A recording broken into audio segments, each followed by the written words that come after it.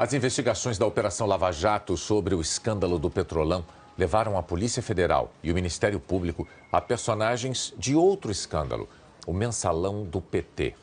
Um foi preso e outro levado para prestar depoimento nesta sexta-feira em mais uma fase da Lava Jato, a Operação Carbono 14.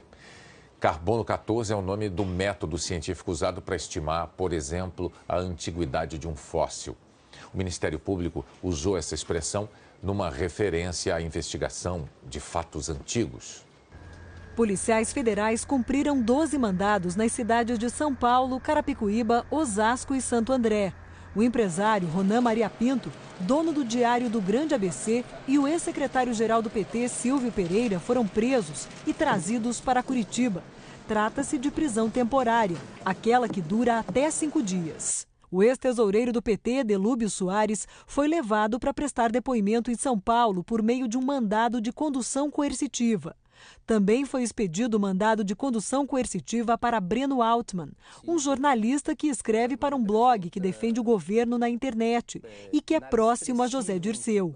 A polícia não encontrou Breno Altman em casa em São Paulo e ele prestou depoimento em Brasília. As prisões feitas hoje estão relacionadas à 21ª fase da Lava Jato, quando foi preso o pecuarista José Carlos Bunlai, amigo pessoal do ex-presidente Lula.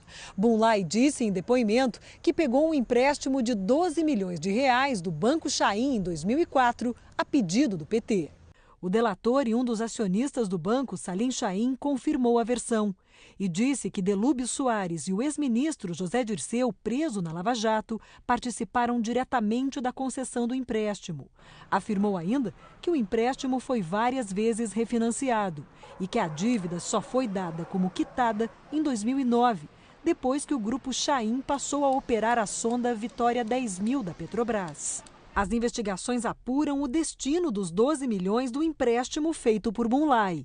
Eles foram remetidos diretamente para o frigorífico Bertin. 6 milhões de reais, segundo o depoimento do senhor José Carlos Bunlai, teria se destinado a saldar dívidas da campanha do município de Campinas, da época de 2002, 2004. Esses fatos ainda estão em investigação. Os outros 6 milhões de reais são o alvo da operação de hoje. Os investigadores dizem que o frigorífico Bertin depositou esse valor para a empresa Remar Agenciamento. A Remar fez quase todo o dinheiro chegar até empresas de Ronan Maria Pinto. A maior parte foi para a Expresso Santo André. Ronan Maria Pinto é um empresário do setor de transportes de Santo André, no ABC Paulista. No ano passado, foi condenado à prisão por ter participado de um esquema de corrupção no setor de transportes na prefeitura da cidade. O juiz Sérgio Moro afirmou que chama a atenção o malabarismo financeiro para viabilizar a transação, tendo o valor transferido do Banco Chaim para Ronan Maria Pinto passado por 3 intermediários. Junte-se à elaboração de contratos fraudulentos de empréstimo para ocultar a operação. Um deles com utilização da empresa 2S Participações, controlada pelo condenado criminalmente como operador do Partido dos Trabalhadores, Marcos Valério Fernandes de Souza. Os procuradores da Lava Jato querem saber por que Ronan recebeu os 6 milhões de reais. A razão pela qual ele recebeu esses valores a grande pergunta que a investigação pretende responder. Ele, em princípio, não é uma pessoa que está vinculada a campanhas políticas, não é um marqueteiro. O juiz Sérgio Moro lembrou o depoimento de Marcos Valério em 2012, que declarou uma possível motivação de que indivíduos do Partido dos Trabalhadores estariam sendo vítimas de extorsão da parte de Ronan Maria Pinto. Citou expressamente como envolvidos Silvio José Pereira, José Dirceu de Oliveira e Silva, Gilberto Carvalho, Luiz Inácio Lula da Silva e Breno Altman. Segundo Moro, é possível que o esquema criminoso de Ronan em Santo André tenha alguma relação com o homicídio, em janeiro de 2002, do então prefeito da cidade, Celso Daniel. Os investigadores também analisam a participação do jornalista Breno Altman nas negociações para o repasse de dinheiro a Ronan Maria Pinto. O senhor Breno ele também foi citado pelo senhor Marcos Valério como a ponte de ligação entre o Partido dos Trabalhadores e o senhor Ronan Maria Pinto. O senhor Breno é uma pessoa que tem uma ligação próxima com o partido até os dias atuais. E ele volta a aparecer também na Lava Jato, no episódio do pagamento da multa do senhor Enivaldo Quadrado no Mensalão. Meire Bonfim havia dado uma declaração no sentido de que o senhor Enivaldo teria sua multa do Mensalão paga pelo Partido dos Trabalhadores, né? E a razão do pagamento dessa multa por partido é justamente o contrato envolvendo os fatos do dia de hoje, que o senhor Enivaldo tinha em seu poder, e esse pagamento da multa estava sendo feito pelo senhor Breno Altman. No despacho, o juiz Sérgio Moro também fala do papel do jornalista, afirmando que Breno Altman é indicado por Marcos Valério como pessoa envolvida no aludido repasse de valores a Ronan Maria Pinto, motivo pelo qual justifica-se a necessidade de ouvi-lo. Além de Marcos Valério, a operação de hoje trouxe de volta outros condenados do Mensalão do PT e, mais uma vez, ligados a desvio de dinheiro público. O ex-secretário-geral do partido, Silvio Pereira, e o ex-tesoureiro Delúbio Soares. Os procuradores veem pontos em comum entre a Lava Jato e o Mensalão.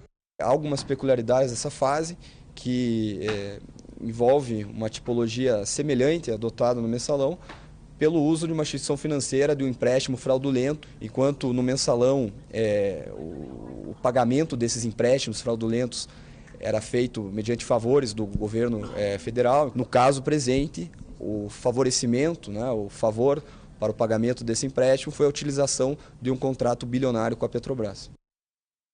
Em texto publicado na internet, Breno Altman critica o fato de ter sido chamado a depor por meio de mandado de condução coercitiva, dizendo que jamais tinha recebido convocação prévia para depor. Altman afirma que, durante seu interrogatório, não foi apresentada qualquer prova de seu envolvimento no suposto empréstimo a Ronan Maria Pinto. Ele criticou o juiz Moro e os procuradores da Lava Jato pelo que chamou de atropelo das garantias constitucionais. A assessoria de Ronan Maria Pinto disse que ele negou ter recebido os 6 milhões de reais e que ele sempre se colocou à disposição da justiça. A assessoria afirmou ainda que nos processos de corrupção a que Ronan ainda responde, só há uma condenação em primeira instância, em fase de recurso, e que nenhum processo judicial envolveu o nome de Ronan Maria Pinto em fatos sobre a morte do prefeito Celso Daniel. O Partido dos Trabalhadores afirmou que nunca contraiu empréstimo com o Banco Chaim e que todas as doações recebidas foram legais e declaradas à Justiça Eleitoral. O Instituto Lula afirmou que a reabertura de um caso encerrado em todas as instâncias judiciais, a partir do que chama de ilações sem fundamento, é mais uma arbitrariedade cometida pelo juiz Sérgio Moro contra Lula. E que, ao continuar no que o Instituto classifica como uma perseguição política e pessoal, o juiz e a força-tarefa afrontam a Suprema Corte e os direitos de Lula. Em outra nota, os advogados de Lula dizem que ele sempre agiu dentro da legalidade, que não há motivo que pudesse justificar uma tentativa de extorsão ao ex-presidente e que as autoridades que analisaram o caso não identificaram qualquer elemento que pudesse conferir veracidade às declarações de Marcos Valério. A defesa de Marcos Valério afirmou que todas as pessoas mencionadas nesta fase da Operação Lava Jato já haviam sido citadas por ele em 2012, no depoimento à Procuradoria-Geral da República, e que tudo foi confirmado agora. Gilberto Carvalho afirmou que não participou de nenhuma negociação com Ronan Maria Pinto e que o PT sempre pediu a elucidação dos fatos ligados à morte do prefeito Celso Daniel.